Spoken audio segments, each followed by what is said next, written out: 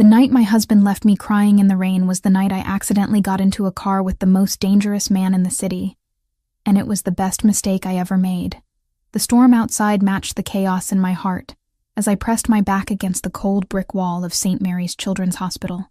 Rain hammered the city like bullets from an angry sky, each drop a reminder of how thoroughly my life had unraveled in the span of 30 minutes. My hands still trembled from the adrenaline of saving little Tommy Martinez. The 8-year-old had coded twice during his emergency appendectomy, and I'd spent the last 4 hours holding his tiny hand while machines fought to keep him breathing. Another double shift. Another child pulled back from the edge. Another day that David would dismiss as meaningless, because it didn't pay enough to matter. Isabella, you need to understand priorities. His voice echoed in my ears even now, harsh and cutting through the December wind. We can't afford your savior complex anymore. I got an offer today, a real job, but it means we need to start thinking about our future, about having kids. Kids. The word still made my chest tighten with a familiar panic. At 28, I should have been ready. Most women my age were already mothers, juggling careers and family with the grace I saw in my patients' parents every day. But every time David brought up children, all I could see was my father walking out that door when I was 7, leaving nothing but empty promises and a mother who never recovered. I'm not ready, David. You know why. Your daddy issues aren't my problem anymore, Isabella. Either you grow up and give me what I want, or I find someone who will. The argument had escalated from there, voices rising until other staff members started staring. David had grabbed my arm, his fingers digging into the soft flesh above my elbow, with a grip that would leave bruises. Maybe standing in the rain for a while will teach you to appreciate what you have at home. And then he was gone, squealing out of the parking garage in his rusted Honda, leaving me stranded 20 miles from our apartment with nothing but my purse and the thin scrubs that offered no protection against the winter storm. I fumbled for my phone, fingers numb with cold as I tried to call an Uber. The screen flickered once, twice, then went black. Dead battery. Of course. Damn it, I whispered, shoving the useless device back into my pocket. The parking garage was nearly empty now, just a few scattered vehicles belonging to night shift staff who wouldn't leave for hours. I could walk back inside and ask for help, but the humiliation of explaining why my husband had abandoned me felt worse than freezing to death. That's when I saw it. A sleek black sedan idling near the exit ramp, hazard lights blinking in a steady rhythm that seemed almost like a heartbeat in the darkness. Through the rain-streaked windshield, I could make out the silhouette of someone in the driver's seat. My Uber. It had to be. The timing was too perfect to be anything else. I ran toward the car, heels clicking against wet concrete, my nurse's bag bouncing against my hip. The rear passenger door was unlocked, and I slid inside with a gasp of relief, grateful to escape the storm even if it was just for the ride home. Thank God, I breathed, wiping rain from my face with the back of my hand. I thought you'd canceled when I didn't answer my phone. The battery died, and my husband... Where the hell did you come from? The voice that interrupted me was nothing like I expected from an Uber driver. It was deep, cultured, with an accent I couldn't place. Italian, maybe. Rich as dark chocolate and twice as dangerous. I looked up and felt the world tilt beneath me. The man in the back seat wasn't a driver at all. He was pressed against the far window, one hand clutched to his side where something dark was spreading across the white fabric of an expensive shirt. Even in the dim light from the dashboard, I could see the sharp angles of his face, the way shadows pooled in the hollows of his cheeks. His hair was black as the storm outside, slicked back from a forehead that spoke of intelligence and ruthlessness in equal measure. And his eyes, God, his eyes were the color of winter sky just before a blizzard. Pale gray blue and so intense, they seemed to look right through me to places I'd forgotten existed. I'm sorry, I stammered, already reaching for the door handle. I thought this was my ride. I'll just... Stay still. The command was quiet, but absolute. Marcus, drive. The driver, whom I hadn't even noticed before, nodded once and pulled away from the curb. I felt trapped between politeness and panic, unsure whether I was being kidnapped or simply caught in a case of mistaken identity. Please, I really need to get out. This is just a misunderstanding.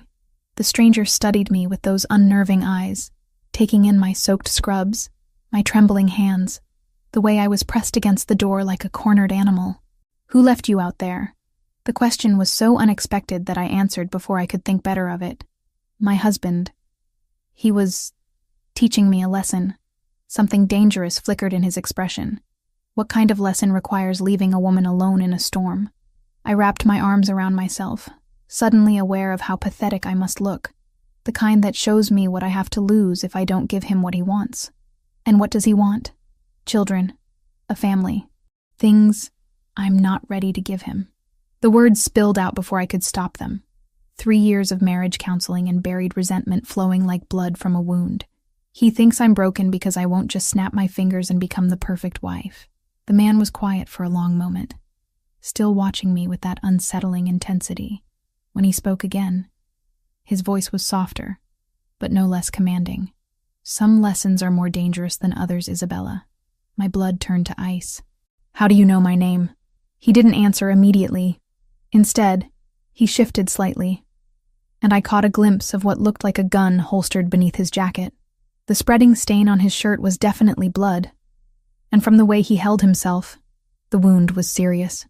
"You're hurt," I said, my medical training overriding my fear. "You need to get to a hospital." "No hospitals." "But you're bleeding. That looks like—" I said no hospitals. The steel in his voice left no room for argument. "Marcus, take us home." "Sir, shouldn't we drop the lady off first?" "No." His eyes never left mine. "I think Mrs. Parker and I have more to discuss."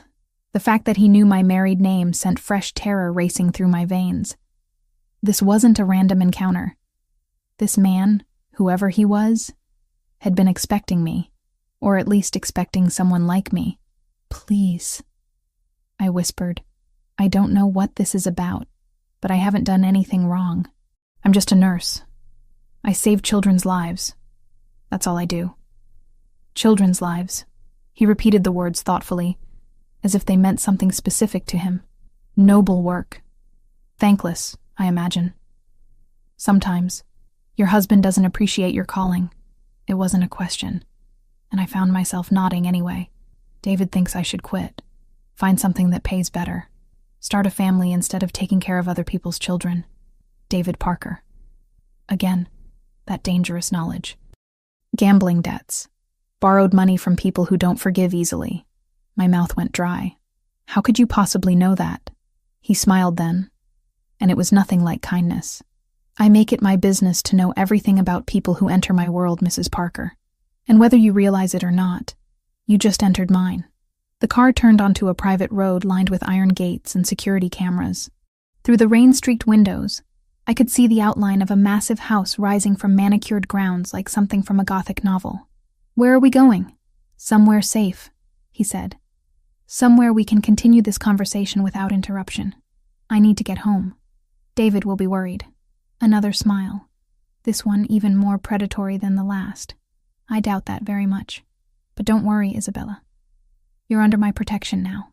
The car came to a stop in a circular driveway, and I realized with bone-deep certainty that whatever life I'd had before this moment was over. The woman who'd entered this car was already gone, dissolved in the storm like rain on concrete. All that remained was discovering who I was meant to become. The mansion's interior was a testament to wealth beyond my comprehension. As Marcus led me through an entrance hall that could have housed my entire apartment, I found myself gawking at Renaissance paintings that looked authentic enough to belong in museums. Crystal chandeliers cast warm light across marble floors so polished they reflected like mirrors, and fresh orchids arranged in Ming vases perfumed the air with an elegance I'd only imagined. My soaked scrubs dripped onto the pristine floor, leaving a trail of evidence from the storm I'd barely escaped. Everything about this place whispered of power, control, and money. So much money that it felt almost obscene compared to the cramped hospital rooms where I spent my days fighting to save lives with outdated equipment. "Isabella, please sit down." The man's voice came from behind me, and I turned to see him moving slowly but deliberately toward an ornate chair near a fireplace that could have roasted an entire pig. In the better lighting, I could see just how pale he'd become, though his composure remained unshakable. "You need medical attention," I said, my professional instincts kicking in despite the surreal circumstances. That wound is still bleeding. I'm aware. He settled into the chair with practiced grace that couldn't quite hide his discomfort. But first, we need to address your situation. My situation is that I'm soaking wet in a stranger's house. I wrapped my arms around myself, suddenly conscious of how inappropriate my presence here was. I should call a taxi. With what phone? His pale eyes held a hint of amusement. And I'm hardly a stranger anymore. Allow me to properly introduce myself. Lorenzo Valenti. The name meant nothing to me, but the way he said it suggested it should. There was weight behind those syllables, a history of both reverence and fear that I couldn't begin to understand. Mr. Valenti, I appreciate you helping me escape that storm, but I really need to get home. To David? The question carried more knowledge than I was comfortable with. The man who abandoned you in a parking garage during the worst storm of the season? Heat flushed my cheeks. My marriage isn't perfect, but that doesn't give you the right to— Rosa, he called out, and almost immediately, a woman appeared in the doorway. She was perhaps 60, with silver-streaked hair pulled back in an elegant chignon, and eyes that missed nothing. Her clothing was simple, but expensive, and she carried herself with the quiet authority of someone who ran this household with absolute efficiency. Yes, Mr. Valenti. Please prepare the blue suite for Mrs. Parker. She'll be staying with us tonight. I will not. I stood up abruptly, water still dripping from my hair. I don't know what kind of man you are, but I'm not spending the night in a stranger's house. Rosa looked between us with practiced discretion, waiting for direction. Lorenzo studied me with those unsettling eyes, and I had the distinct feeling he was cataloging every micro-expression on my face. What kind of man do you think I am, Isabella? The question was loaded with implications I didn't want to explore. I think you're the kind of man who knows too much about people he's just met. Fair enough. He reached into his jacket pocket, causing me to tense until I realized he was only retrieving a phone, and began typing with swift efficiency. Your full name is Isabella Marie Parker, née Richardson. You're 28 years old, born in Portland, Oregon. Your parents died in a house fire when you were 19, leaving you with substantial medical debt that you're still paying off. My blood turned to ice. How could you possibly know that? You graduated summa cum laude from Oregon Health Sciences University with a bachelor's in nursing, specialized in pediatric care because you wanted to protect children, the way no one protected you after your father walked out when you were 7. Stop. My voice came out as barely a whisper. You married David Parker 3 years ago.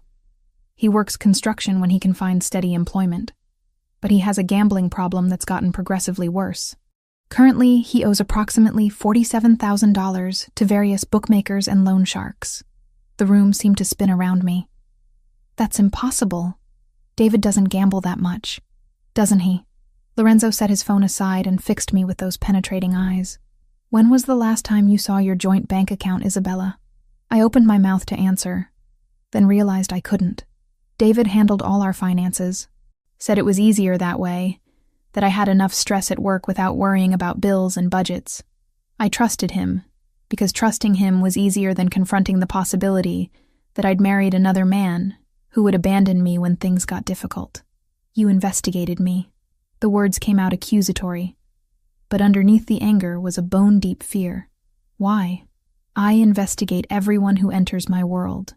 Lorenzo's expression remained neutral, but there was something almost gentle in his tone. And whether you realize it or not, you entered my world the moment you got into that car. I made a mistake. I thought you were my Uber driver. There are no mistakes in my line of work, only opportunities and consequences. He gestured toward Rosa, who had remained silent throughout this exchange. The blue suite, please, and ask Marcus to bring Mrs. Parker's belongings from the car. I don't have any belongings, I protested. Just my purse and the bag in the back seat. The one you brought from the hospital, my medical kit. In all the chaos, I'd forgotten I was still carrying my supplies. Some nurses left their kits at work, but I'd learned to keep essential items with me after too many emergencies where seconds mattered. You really do need medical attention, I said, looking at the spreading stain on his shirt. Let me help you. Why? The question seemed genuinely curious. You don't know me. For all you understand, I could be dangerous. Are you? A ghost of a smile played at the corners of his mouth. Very. Then why help me at all? Why not just drop me off somewhere and continue with whatever you were doing? Because, Isabella Parker, he said, rising from his chair with careful deliberation, your husband's debts have made you a person of interest to some very unforgiving people. Whether you know it or not, you're already in danger. The words hit me like a physical blow. What kind of danger? The kind that doesn't ask politely for repayment. Lorenzo moved closer, and I could smell his cologne. Something expensive and masculine that made my pulse quicken in ways I didn't want to examine. The kind that uses family members to encourage prompt payment. You're trying to scare me.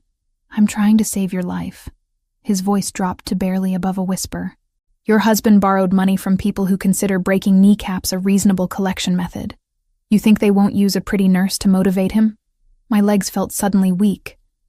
I sank back into the chair, mind reeling with implications I'd been too naive to consider. All those late nights David claimed to be working extra shifts. All those mysterious phone calls he took in the other room. All those times he'd been evasive about money, about bills, about why we could never seem to get ahead despite both of us working full-time. How much does he really owe? I asked. More than he can pay. Lorenzo's expression was almost sympathetic. More than he'll ever be able to pay without help. And you're offering to help? There had to be a catch. Men like Lorenzo Valenti didn't help people out of kindness. I'm offering you protection. He extended his hand toward me. Come, let's take care of this wound and then we can discuss terms. Terms? I stared at his outstretched hand, knowing that taking it would change everything. Protection isn't free, Isabella. But I promise you, the price I'm asking is far more reasonable than what David's creditors will demand. I looked up into those pale eyes and saw something that scared me more than any threat. Genuine concern. This man, this stranger who knew intimate details about my life, actually seemed to care what happened to me.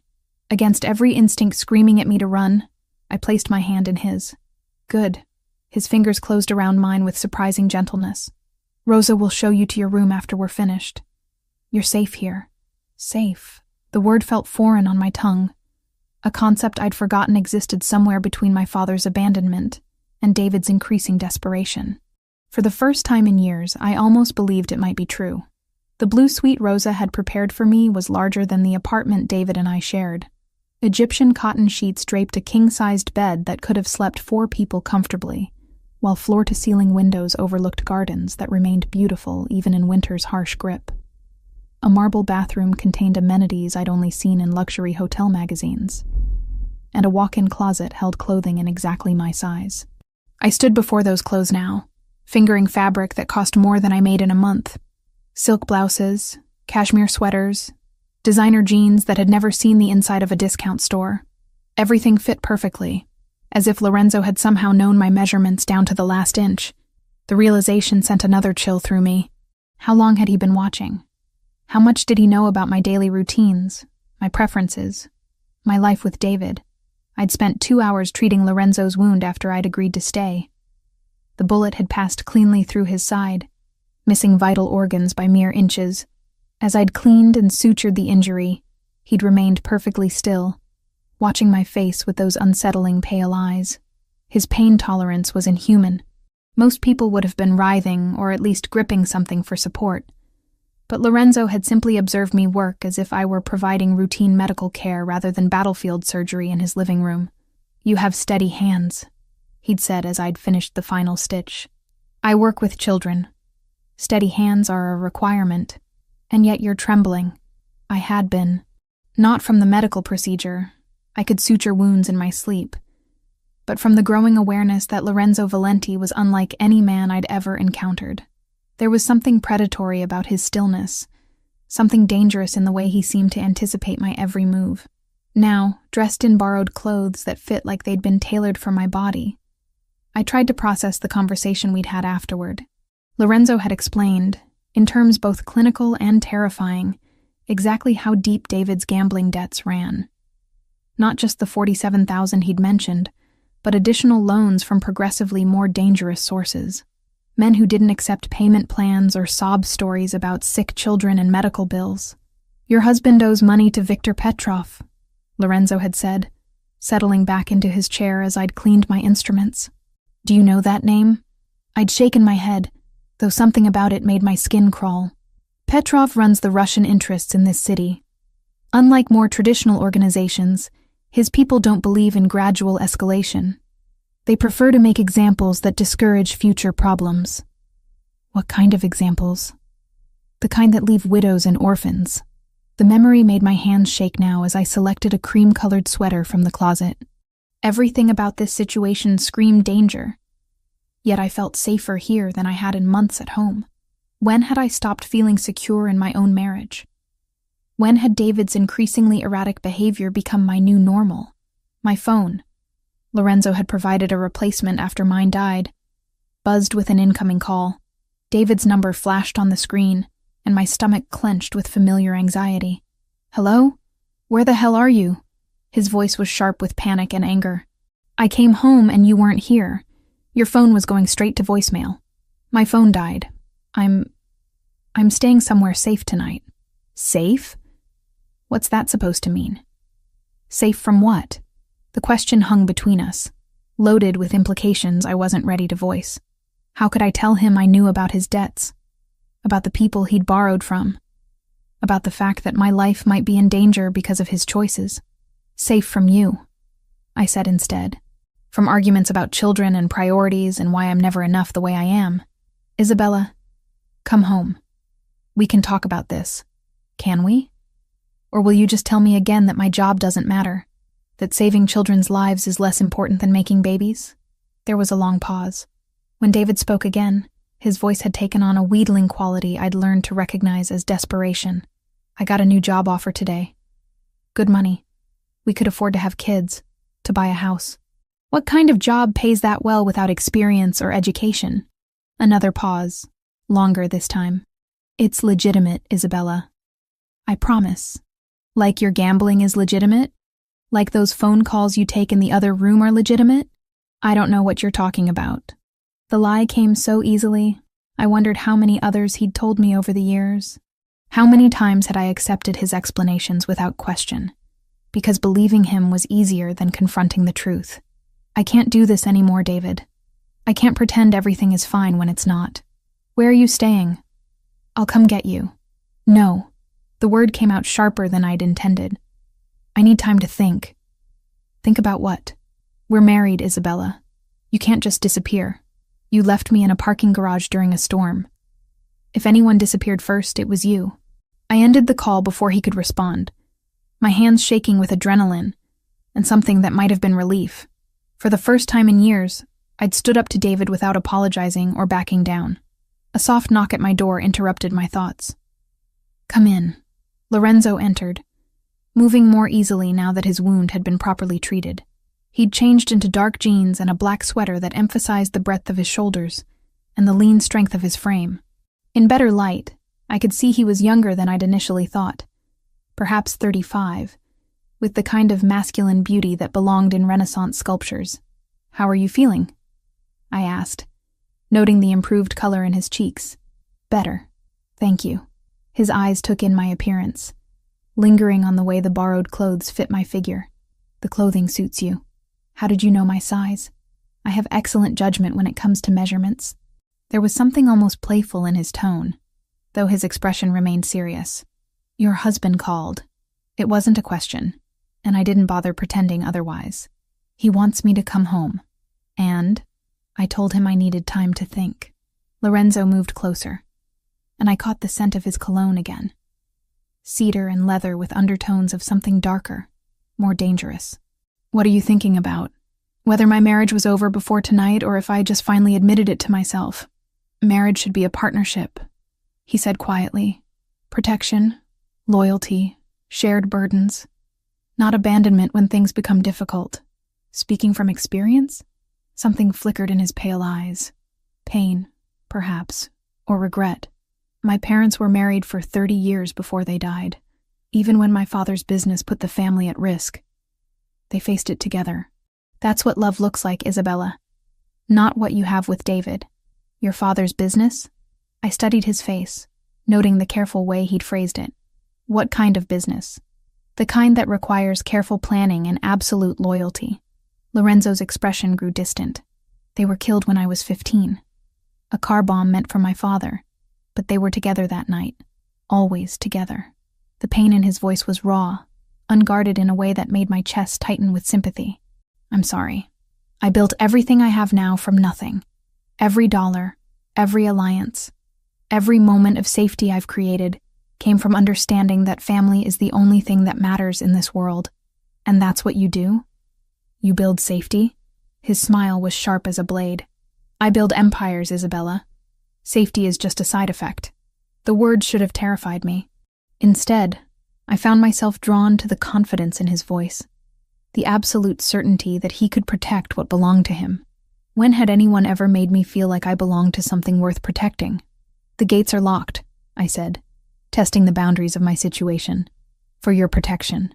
Am I a prisoner? You're a guest who's in danger. There's a difference. Lorenzo stepped closer, close enough that I could feel the heat radiating from his body. But I won't lie to you, Isabella. Leaving right now would be extremely unwise. The admission sent heat pooling low in my belly. Not fear, but something far more dangerous. This man who knew too much about my life, who commanded loyalty and inspired terror, was offering me something David never had. Honest protection, without conditions or expectations. What happens tomorrow? I asked. Tomorrow we discuss your future. Tonight, you rest in safety for the first time in months. He was right. I couldn't remember the last time I'd fallen asleep without worrying about money, about David's mood, about whether I'd wake up to another crisis I'd have to fix alone. Thank you, I whispered. Lorenzo reached out and touched my face, his thumb tracing the line of my cheekbone with unexpected gentleness. Sleep well, Isabella. Tomorrow, everything changes. The photograph arrived at 7 a.m, slipped under my door while I was still tangled in Egyptian cotton sheets that smelled faintly of lavender. I'd slept better than I had in months, cocooned in luxury and safety I'd forgotten could exist. The image shattered that peace like glass against stone. David's face stared back at me from the glossy surface. But this wasn't the man I'd married 3 years ago. This David was bruised and bloodied, duct tape covering his mouth, terror bright in his eyes. Someone had written across the bottom in red ink, "Trade the nurse for the husband. 1 hour, or he dies slowly." My hands shook so violently I nearly dropped the photo. This couldn't be real. Things like this didn't happen to people like me. I was a pediatric nurse who saved children's lives and went home to a modest apartment. I wasn't someone who received ransom demands written in what looked suspiciously like blood. But the evidence was undeniable. David was in the hands of people who made their living through violence, and somehow I'd become a bargaining chip in a game I didn't understand. I threw on the first clothes I could find, yesterday's jeans and sweater, and ran through the mansion's corridors, my bare feet silent on the marble floors. I'd memorized the route to Lorenzo's study last night, filing away every turn in case I needed to escape. Now I was running toward danger instead of away from it. The study door was already open when I arrived, gasping and clutching the photograph like a lifeline. Lorenzo stood behind his massive desk, speaking in rapid Italian to Marcus and 2 other men I didn't recognize. All 4 turned when I burst through the doorway. "They have David," I said without preamble, holding up the photo. "Someone has my husband." Lorenzo's expression didn't change, but something dangerous flickered in his pale eyes. He gestured for the other men to leave, then moved around the desk to take the photograph from my trembling hands. "Viktor Petrov," he said after studying the image for a moment. "This is his work. The Russian you told me about." My voice sounded hollow, distant. "The one David owes money to." "Among others, yes." Lorenzo set the photo aside and fixed me with his penetrating stare. "When did this arrive?" "Just now." It was under my door. I wrapped my arms around myself, suddenly cold, despite the warmth of the room. "They want to trade me for him. 1 hour. That's not going to happen." The certainty in his voice should have been comforting, but it only amplified my panic. "You don't understand. If I don't go, they'll kill him. If you do go, they'll kill you both." Lorenzo moved closer, his presence somehow both threatening and reassuring. "This isn't about the money anymore, Isabella. This is about sending a message. What kind of message? That no one takes what belongs to me without consequences. The possessive pronoun hit me like a physical blow. I don't belong to you. Don't you? His voice dropped to barely above a whisper. You're wearing my clothes, sleeping in my house, under my protection. You've seen my vulnerabilities, touched my blood. In my world, that creates bonds that don't break easily. I'm married to another man, a man who gambled away your future and put your life in danger. Lorenzo reached out and touched my face, his thumb tracing the line of my jaw. A man who left you in a storm because you wouldn't give him children you weren't ready for. The gentle touch made my pulse quicken in ways I didn't want to examine. This was wrong. I was married, frightened, trapped between two dangerous men who both seemed to think they had claims on my life. Yet something about Lorenzo's proximity made rational thought nearly impossible. We have to help David, I insisted. Whatever you think of him. He doesn't deserve to die because of gambling debts. And what about what you deserve, Isabella? Lorenzo's hand moved to cup the back of my neck, fingers tangling in my hair. When do you get to choose your own life, instead of cleaning up other people's mistakes? The question cut deeper than I expected. When had I stopped making choices for myself?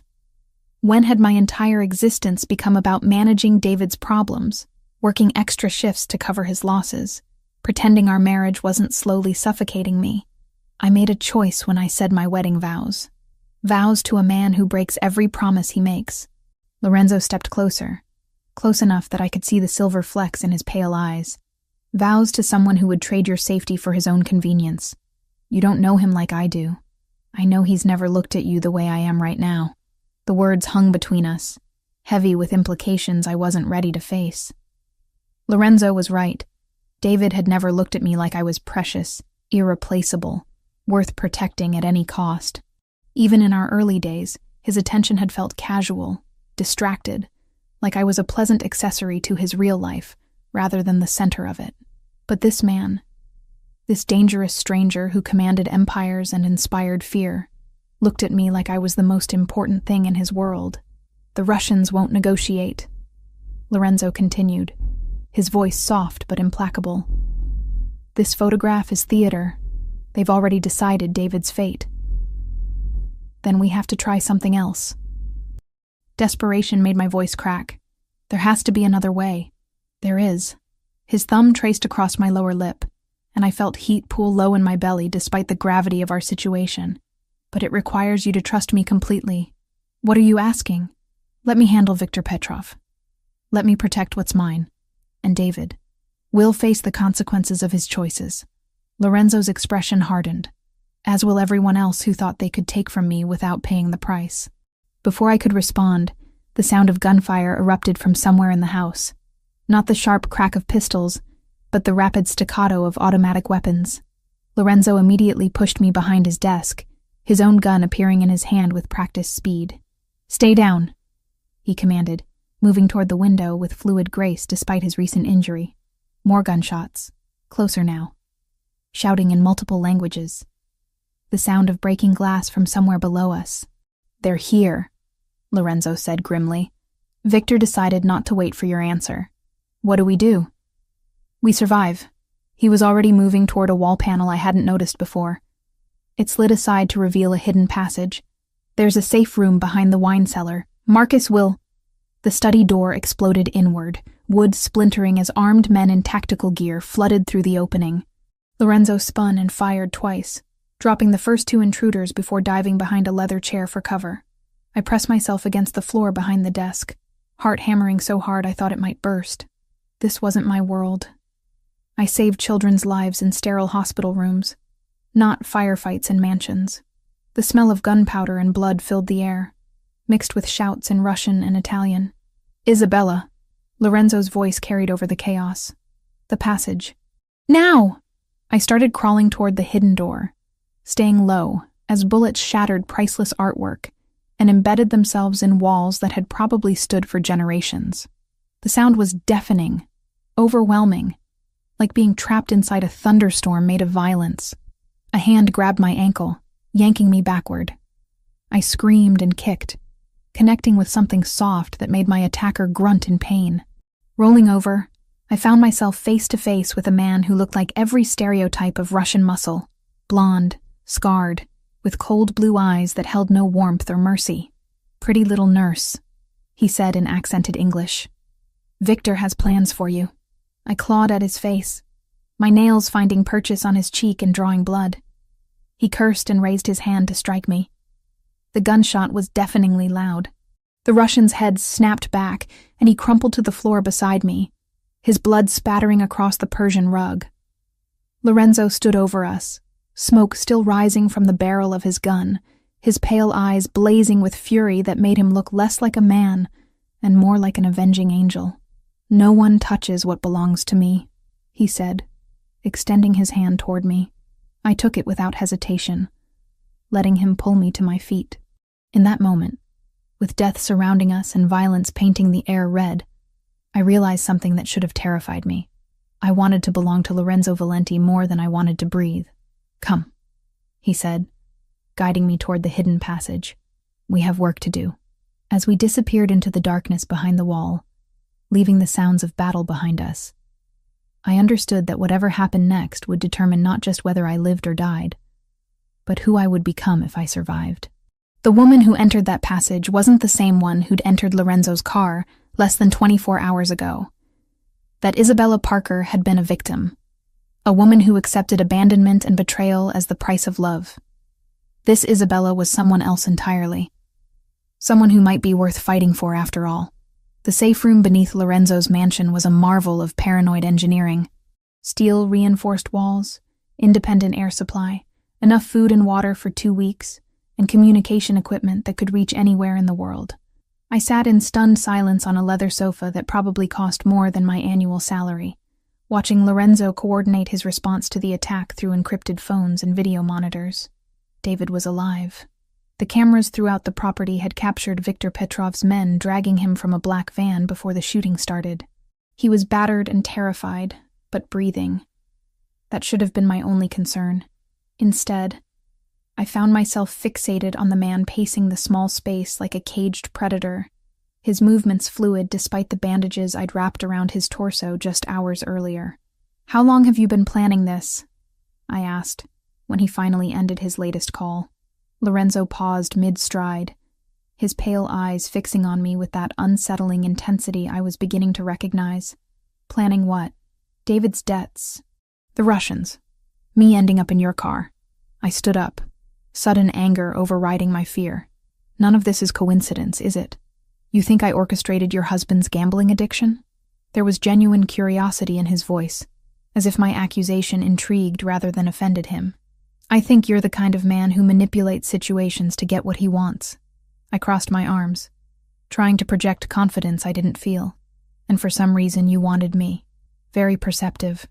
Lorenzo set his phone aside and gave me his full attention. "You're right, of course.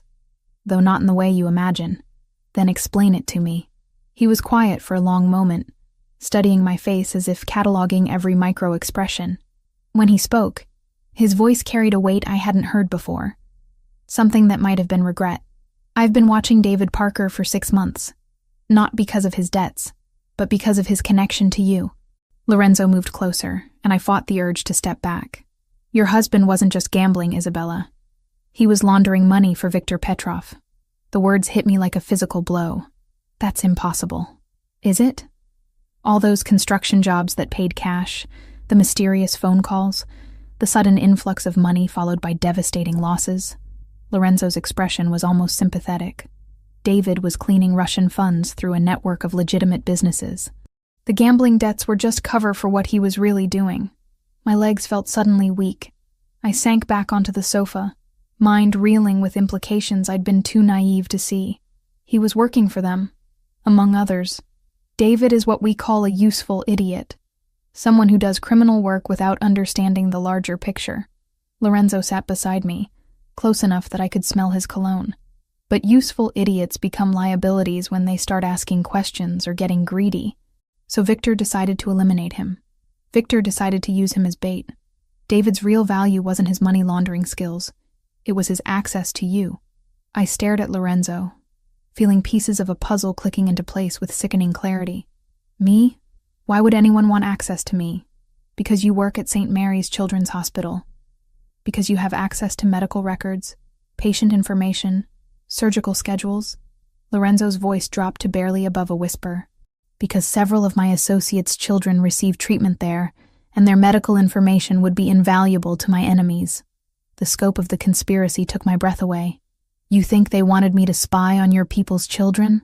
I think they wanted to use you as leverage against me. Information about when certain patients would be most vulnerable, when security would be lightest. Lorenzo's jaw tightened. Victor has been trying to find weaknesses in my organization for years. What better way than through innocent medical professionals who wouldn't even realize they were being used? But I never gave anyone information about patients. I would never. I know. His voice softened unexpectedly. That's why I intervened. Intervened how? But even as I asked, I was beginning to understand. You manipulated David's debts, made sure he owed more than he could pay. I encouraged his existing weaknesses, yes. Made sure his gambling losses mounted quickly enough that Victor would have to act. Lorenzo didn't look away from my accusing stare. I needed Victor to reveal his hand before he could properly recruit you. The betrayal cut deeper than I'd expected. Not just David's lies, but Lorenzo's manipulation. You used me as bait. I used you as bait to protect you. His hand moved toward mine, then stopped when I flinched away. If Victor had approached you gradually, gained your trust, convinced you that helping him would save your marriage or pay your bills, would you have refused? The honest answer terrified me. 3 months ago, desperate and exhausted, I might have been vulnerable to exactly that kind of manipulation. You don't know that, don't I? Lorenzo's pale eyes seemed to see straight through me. You've been cleaning up David's messes for 3 years, working double shifts to cover his losses, pretending your marriage wasn't slowly killing you because leaving seemed harder than staying. Each word was a surgical strike against defenses I'd spent years building. That doesn't give you the right to manipulate my entire life. No, he agreed quietly.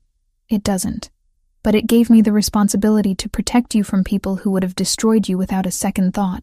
By destroying my husband instead? By giving you the chance to see who David really was before it was too late. Lorenzo stood and moved to one of the monitors, where grainy security footage showed Victor's men positioning themselves around the mansion's perimeter. The question now is what you want to do with that knowledge. I stared at his back, emotions warring inside me like competing storms. Anger at his manipulation, fear for David's safety, and underneath it all, a terrible gratitude that someone had finally told me the truth about my marriage. What are my options? You can continue pretending David is worth saving. Go home, clean up this mess. Spend the rest of your life wondering when the next crisis will hit. Lorenzo turned to face me, and I saw something vulnerable in his expression. Or you can accept that some situations can't be fixed, only escaped. And if I choose escape, what then? Then you stay here, under my protection, and we figure out how to build something better than what you're leaving behind. The offer hung between us like a bridge over dangerous water. Crossing it would mean abandoning everything I'd thought I wanted, everything I'd tried to build with David.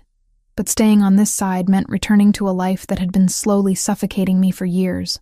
I need to know David is safe first, I said finally. Lorenzo nodded, as if he'd expected nothing less. We'll get him back. But Isabella, he paused, searching for words.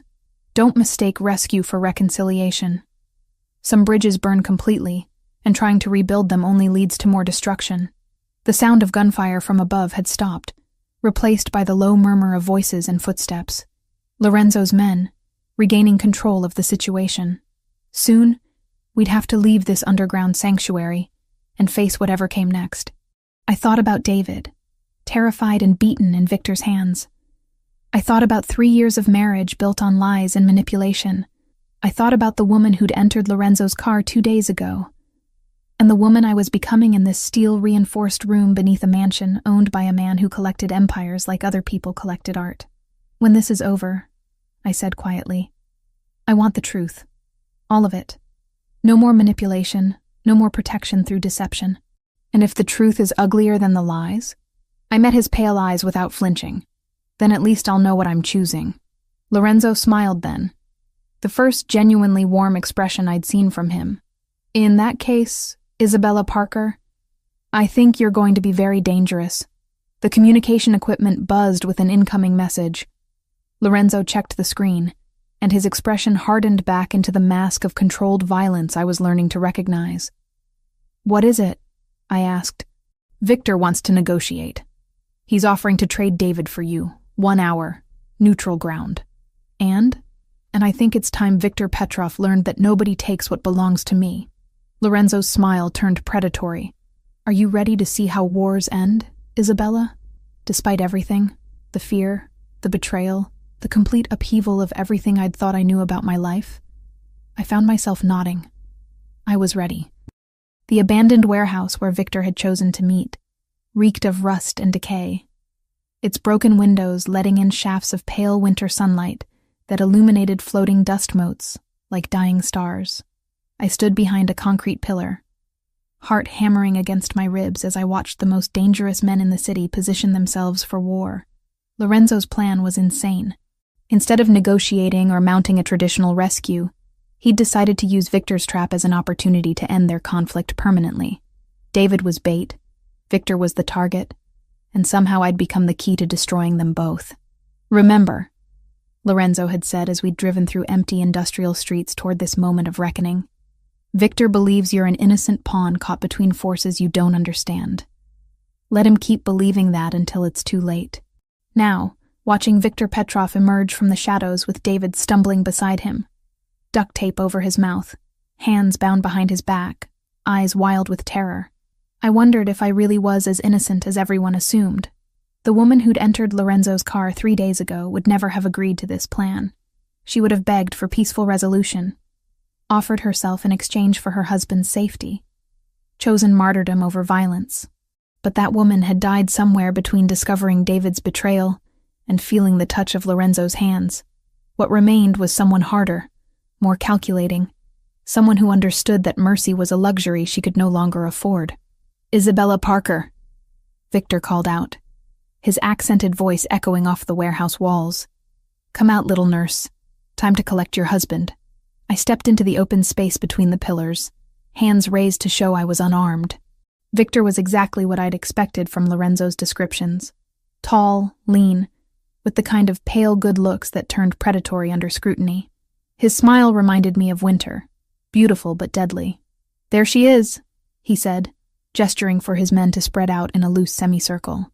"The woman worth so much trouble." David's eyes found mine over the tape covering his mouth. I saw relief there, hope, the absolute faith that I would save him the way I'd saved him from everything else over the past 3 years. The weight of that expectation should have crushed me. Instead, I felt nothing but a cold assessment of the situation. "Let him go," I said, proud that my voice didn't shake. "You have what you wanted." "Do I?" Victor stepped closer, dragging David with him. I wanted Lorenzo Valenti's weakness. Instead, I find myself wondering if you're more dangerous than valuable. I'm a pediatric nurse. The only danger I pose is to your men's tetanus vaccinations. Victor laughed, a sound like breaking glass. Humor. I like that in a woman. "Tell me, Isabella, what do you know about your husband's business arrangements?" "I know he's a gambling addict who makes poor decisions." I kept my voice level, matter of fact. "I know he borrowed money he couldn't repay." "And that's all? What else would there be?" Victor studied my face for signs of deception. Behind him I could see Lorenzo's men moving through the warehouse's upper levels, silent as shadows. Marcus crouched behind an overturned shipping container, rifle trained on Victor's position. 2 others had flanked the Russians from the east, waiting for Lorenzo's signal. "Your husband was washing money for my organization," Victor said finally.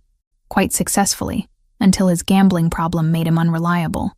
I let shock register on my face, widening my eyes and taking a small step backward. "Money laundering? David doesn't know anything about that kind of business." "Doesn't he? Then how do you explain the $47,000 in cash we found hidden in your apartment?" My blood actually ran cold at that revelation. There had been money hidden in our home and I'd never known about it. How many other secrets had David kept from me? How many other lies had I accepted without question? I didn't know. "Of course you didn't." Victor's smile grew wider. Lorenzo chose well when he decided to claim you. A woman who sees only what she wants to see, who asks no difficult questions, who cleans up messes without complaint. Perfect for a man in his position. Lorenzo didn't claim me. I'm married to David. Are you? Married to a man who used you as collateral?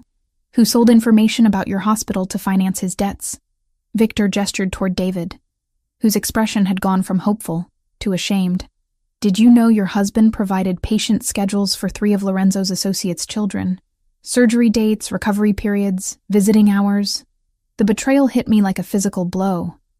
David hadn't just been washing money. He'd been trading information that could have gotten children killed. Children I might have been treating, holding their hands as they faced surgery, comforting them when they cried for their parents. You're lying, I whispered. But even as I said it, I knew he wasn't. Ask him yourself. Victor ripped the tape from David's mouth, causing him to cry out in pain. Isabella. David's voice was hoarse, desperate. I'm sorry. I never meant for any of this to happen. They said they just needed schedules, harmless information. I didn't know they were planning to hurt anyone. You gave them children's medical information? My voice came out flat, emotionless. I had debts, serious debts. These people don't accept payment plans. David's eyes filled with tears. I thought if I helped them with some minor details, they'd forgive what I owed. Minor details. I repeated the words like they were in a foreign language. Children's surgery schedules are minor details. Nothing happened. No one got hurt. Because Lorenzo stopped you, the pieces were falling into place now, creating a picture so ugly I could barely comprehend it. He found out what you were doing and made sure Victor couldn't use that information. Victor's smile faltered slightly. He'd expected my shock to turn to forgiveness, or at least to pity for my husband. Instead, I was looking at David like he was something toxic I'd accidentally touched. Isabella, please. David begged. I love you. I know I made mistakes, but we can fix this. We can start over. Start over? I laughed, and the sound echoed strangely in the empty warehouse. You mean like we started over after the gambling? After the lies about working late? After leaving me in a storm because I wouldn't give you children you could put in danger? I would never hurt a child. You already did. The moment you sold their information, you hurt every child in that hospital. I took a step closer and David actually flinched. How much were you paid for each surgery schedule, David? What's the going rate for a 10-year-old's recovery period? Victor was watching this exchange with growing unease. This wasn't how interrogations usually went. Victims were supposed to forgive their loved ones, not systematically destroy them with cold logic. Enough, he said, raising his weapon. This is touching. But I have business to conclude. Isabella, you will come with me. Your husband will remain here as insurance against Lorenzo's retaliation. No, I said simply. No? Victor's eyebrows rose. I don't think you understand your position here. I understand it perfectly. I looked directly into his pale eyes, letting him see the calculation there. You need me alive to control Lorenzo, but you need David alive to control me, which means neither of you has the power you think you do. That's when Lorenzo stepped out of the shadows behind Victor, gun pressed against the Russian's skull. Actually, Lorenzo said conversationally, I have all the power I need. Victor's men spun toward the sound of his voice, only to find themselves staring down the barrels of rifles held by Lorenzo's soldiers. Marcus alone had 3 different angles covered, and I could see at least 5 other weapons trained on the Russians from various hiding spots throughout the warehouse. Isabella, Lorenzo continued without taking his eyes off Victor, step away from your husband. I obeyed without hesitation, moving toward Lorenzo's position with steady steps. The moment I was clear, Marcus's first shot took out Victor's lieutenant. The man dropped like a stone, blood spreading across the concrete floor. Now then, Lorenzo said, pressing his gun harder against Victor's skull. Let's discuss the terms of your surrender. But Victor was laughing, even with a gun to his head. You think you've won? You think killing me ends this? I think killing you sends a message to anyone else who might consider targeting what's mine. And what about him? Victor nodded toward David, who was sobbing openly now. What message does keeping him alive send? Lorenzo's pale eyes flicked to me, asking a question he couldn't voice in front of Victor. What did I want him to do with the man who'd betrayed not just me, but children under my professional care? I looked at David, really looked at him, and saw not the man I'd married, but a weak, selfish stranger who'd put money ahead of innocent lives, who'd used my compassion as a shield for his cowardice, who would do it all again if given the chance, because that's who he fundamentally was. David made his choice, I said quietly. Now he lives with the consequences. Lorenzo's smile was sharp as winter wind. You heard the lady, Victor. Some bridges burn completely. The gunshot that followed was surprisingly quiet in the vast space of the warehouse. Victor Petrov crumpled to the floor, his war with the Valenti family finally over. David screamed through his bonds, but I felt nothing as I watched the man who'd threatened children bleed out on concrete. This was justice, not murder. This was protection, not violence. This was the moment I stopped being Isabella Parker and became something else entirely. Lorenzo holstered his weapon and turned to me, searching my face for signs of shock or regret. What he found instead was acceptance, resolution, and something that might have been relief. No going back now, he said softly. Good, I replied, and meant it completely. War came to the city in the form of unmarked vans and midnight explosions. 3 weeks after Victor's death, his lieutenants emerged from hiding like cockroaches scattered by sudden light. They wanted blood, Lorenzo's blood, and they were willing to burn down half the city to get it. I watched the violence unfold from the safety of Lorenzo's reinforced penthouse, high above streets where black SUVs prowled like mechanical predators. The news called it a gang war, territorial disputes between organized crime families. They had no idea they were witnessing the death throes of an empire built on the suffering of children. Dmitry Kozlov has taken control of Victor's operations, Lorenzo said, studying surveillance footage on multiple screens. He's more pragmatic than his predecessor, but also more ruthless. And David? I asked, though I wasn't sure why it mattered anymore. Being held at a medical facility on the east side. Kozlov is using him as insurance, leverage in case negotiations become necessary. 3 weeks ago, the mention of David's captivity would have sent me into panic. Now I felt only cold calculation. David had made his choices, sold children's safety for gambling money, betrayed me with the same casual thoughtlessness he'd shown throughout our marriage. Whatever happened to him now was simply consequence meeting cause. They'll kill him eventually, I said matter-of-factly. Yes. Lorenzo turned from the monitors, his pale eyes studying my face. Does that bother you? It should. I moved to the window overlooking the city, watching smoke rise from a warehouse district where another Russian front had been eliminated. A week ago, it would have destroyed me. Now I can barely remember why I thought he was worth saving. Guilt is a luxury we can't afford during wartime. Is that what this is? A war? It's extermination. Lorenzo joined me at the window, his presence warm and solid beside me. Victor's organization was a cancer.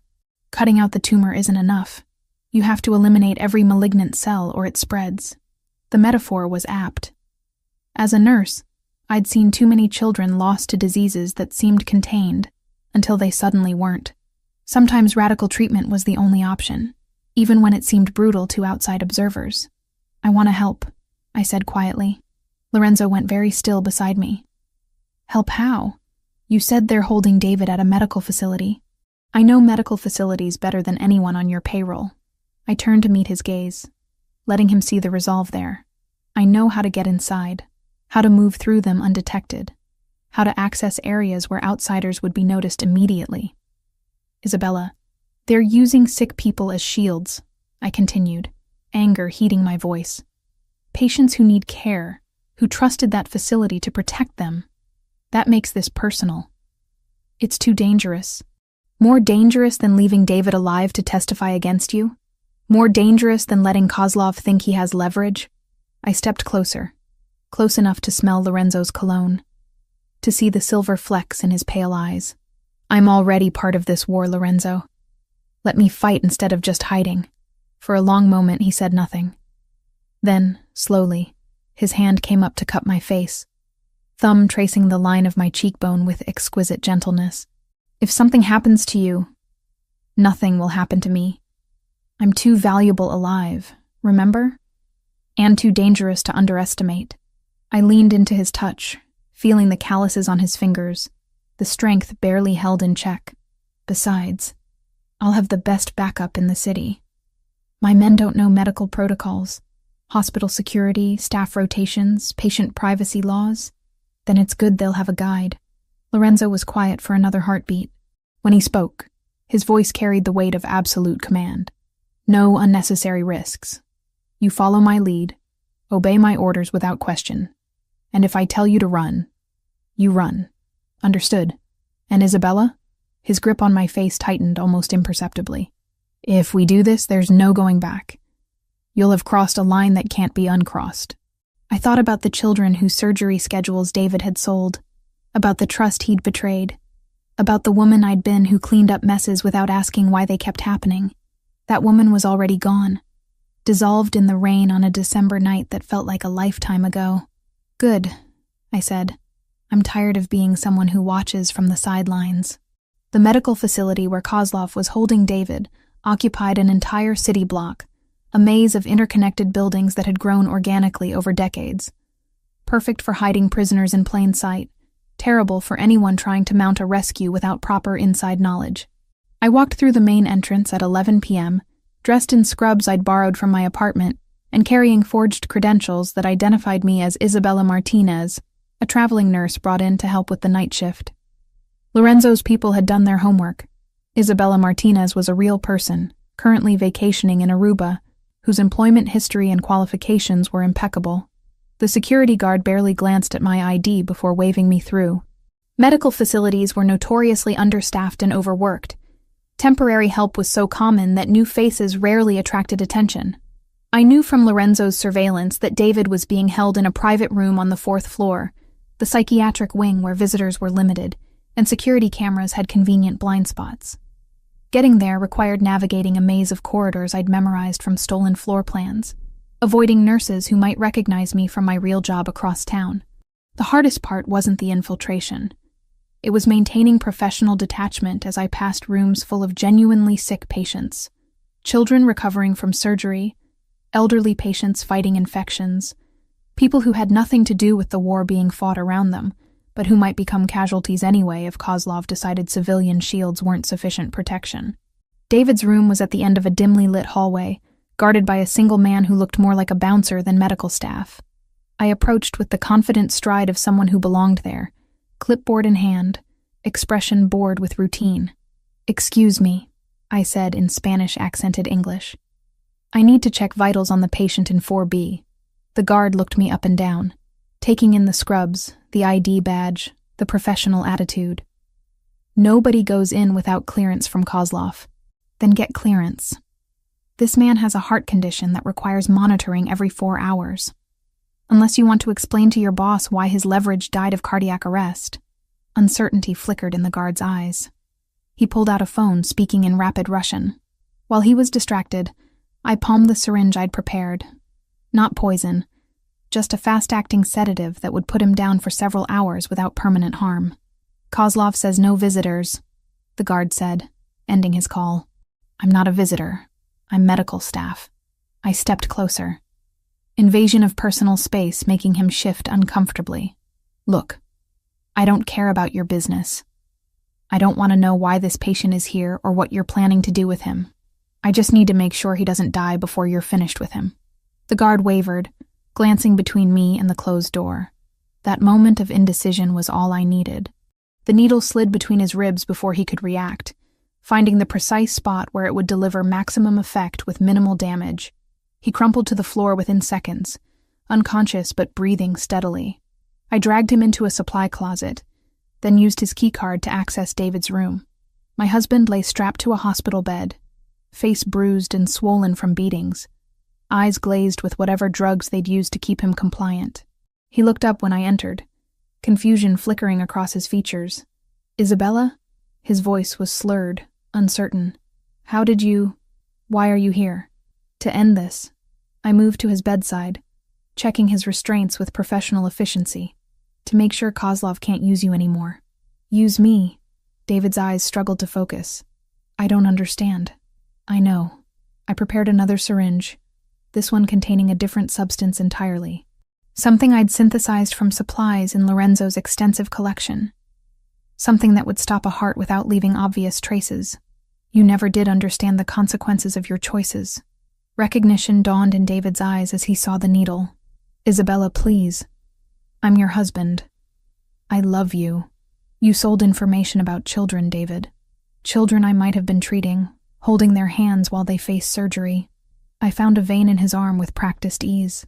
You turned my profession into a weapon against innocence. I was desperate. I never meant... You meant to take the easy way out. You meant to let other people pay for your mistakes. The needle slid home smoothly, just like you always did. David's eyes widened as the drug took effect, his body arching against the restraints as his heart began to race, then falter. Isabella, please. I watched dispassionately as the man I'd married died, feeling nothing but relief that he could never hurt another child. When his heart stopped, I closed his eyes gently and straightened the blanket around his body.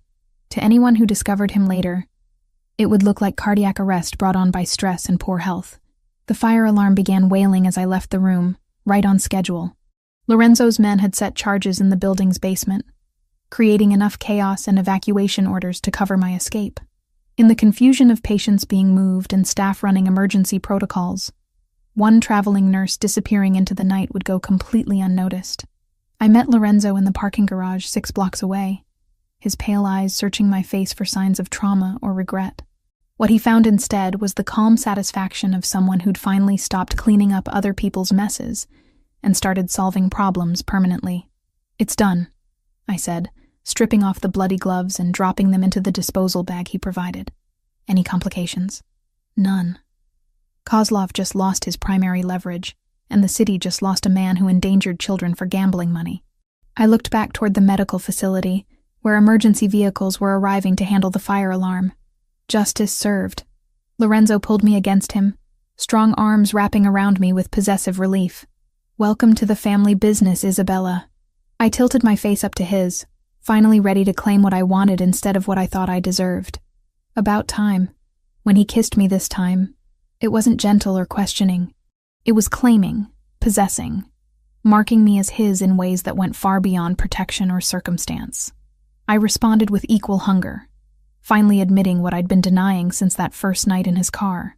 I belonged to Lorenzo Valenti completely, and I'd just proven I was worthy of belonging to something that powerful. The war was over.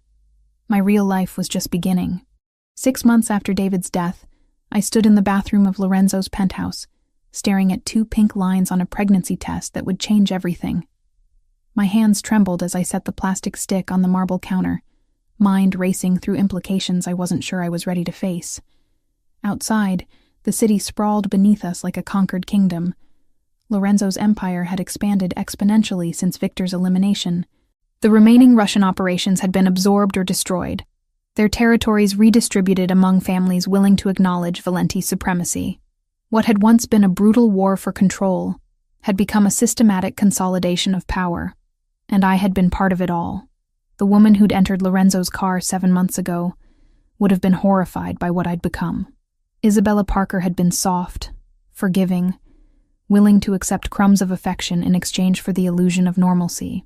She'd believed in redemption, second chances, the fundamental goodness of people who consistently proved her wrong. Isabella Valenti was something else entirely. Isabella?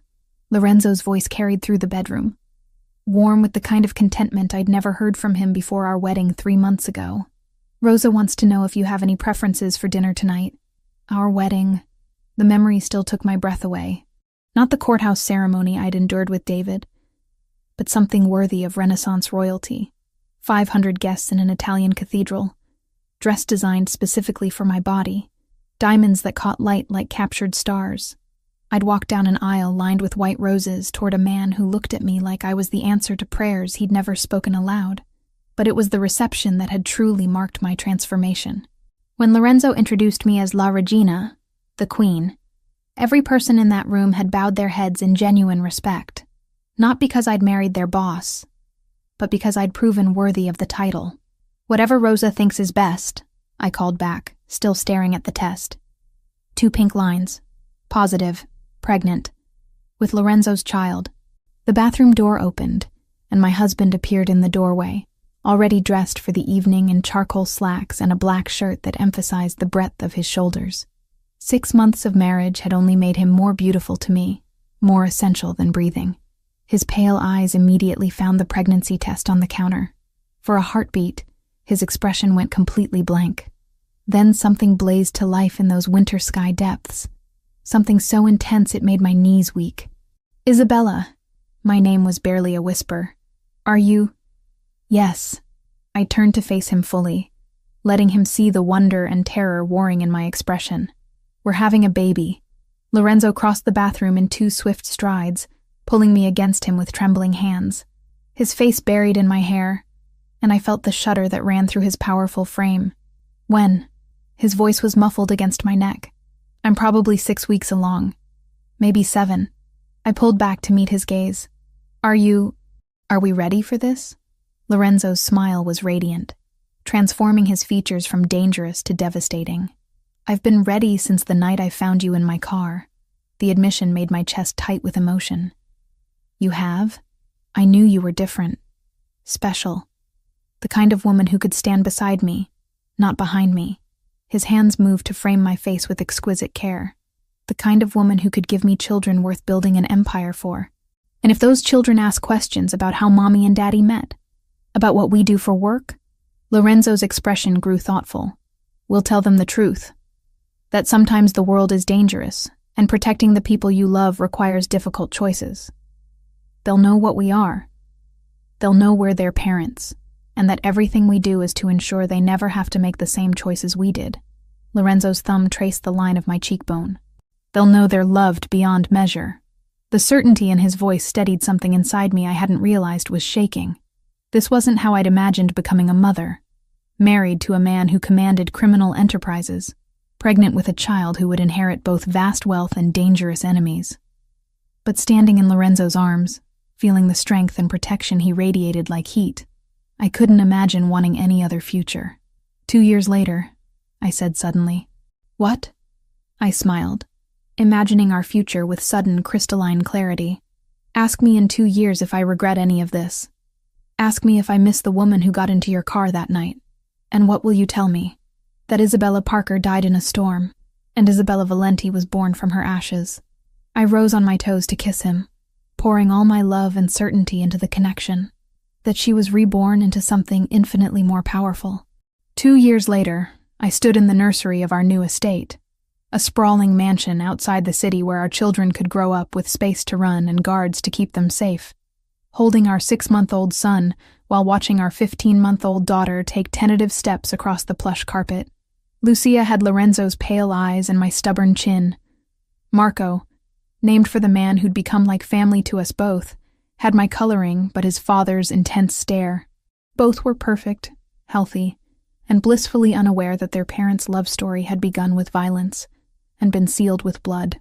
Lorenzo appeared in the doorway, still wearing his business suit, but with his tie loosened and sleeves rolled up.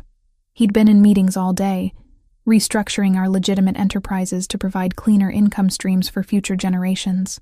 The Valenti Foundation now operated 12 hospitals across 3 states, all providing world-class pediatric care. My professional background had proven invaluable in designing programs that actually helped children rather than exploiting them. "How was your day?" I asked, transferring baby Marco to his father's eager arms. "Productive. We acquired controlling interest in another pharmaceutical company, and the city council approved our proposal for the new children's wing." Lorenzo settled into the rocking chair, cradling our son with the same gentle competence he'd shown since the moment our children were born. "How was yours?" Lucia took 4 steps without holding on to anything. I scooped up our daughter, who immediately began babbling in the mixture of Italian and English that comprised her current vocabulary. And I had lunch with Rosa to discuss the charity gala next month. "Any problems with security arrangements?" "None. Marcus has everything handled." I studied my husband's face, noting the satisfaction there. "You're pleased about something specific. Dmitry Kozlov was arrested this morning. Federal trafficking charges. He'll spend the rest of his life in prison." Lorenzo's smile was sharp with old vengeance. "The last of Victor's lieutenants is finally gone. Good. I felt no guilt about my satisfaction. Kozlov had ordered the murder of 3 children during his brief reign as head of the Russian operations. His imprisonment was justice, not cruelty. The children are safer now. All children are safer now. Lorenzo looked up at me, pale eyes soft with something that still took my breath away after all this time. Do you ever regret it? Any of it? I settled onto the arm of his chair, our little family complete and perfect in this moment. Outside, security teams patrolled grounds that stretched for acres in every direction. Below, Rosa was preparing dinner with ingredients sourced from the organic garden we'd had installed last spring. Beyond the estate's walls, a city largely at peace prospered under the protection of a man who'd learned to channel violence into justice. I regret nothing, I said, meaning it completely. The woman who married David Parker wanted safety at any cost. The woman who chose you wanted something worth fighting for. And what was that? I looked at our children, at the man who'd given me a love I'd never thought possible, at the life we'd built from the ashes of who I used to be, everything we have right now. Lorenzo reached up to cup my face, thumb tracing the familiar path along my cheekbone. I love you, Isabella Valenti. And I love you, Lorenzo Valenti, more than I ever loved the woman I used to be. That evening, after our children were asleep and the house had settled into peaceful quiet, I stood once again at a window overlooking a city we'd helped shape. But this time, Lorenzo's arms were wrapped around me from behind, his hands resting protectively over the slight curve where our 3rd child was just beginning to grow. What are you thinking about? He murmured against my hair. That storm, I said softly. The night everything changed. Do you wish it had never happened? I leaned back against his solid warmth, watching lights twinkle across our domain like earthbound stars.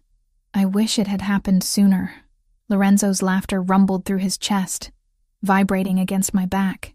Bloodthirsty queen. Your bloodthirsty queen, I corrected, turning in his arms to face the man who'd transformed my life in ways I was still discovering. Forever. Forever, he agreed, sealing the promise with a kiss that tasted like victory, like vindication, like a love story that had been worth every dangerous step we'd taken to reach it. Outside, rain began to fall. Not the punishing storm that had driven me into Lorenzo's car, but gentle drops that nourished the gardens where our children would play tomorrow. Protected and cherished beyond measure, the woman who'd been left crying in a parking garage was gone forever. In her place stood Isabella Valenti, queen of an empire built on loyalty and love, mother to children who would never know abandonment or betrayal. I was exactly where I belonged, and I would never let anyone take it from me again.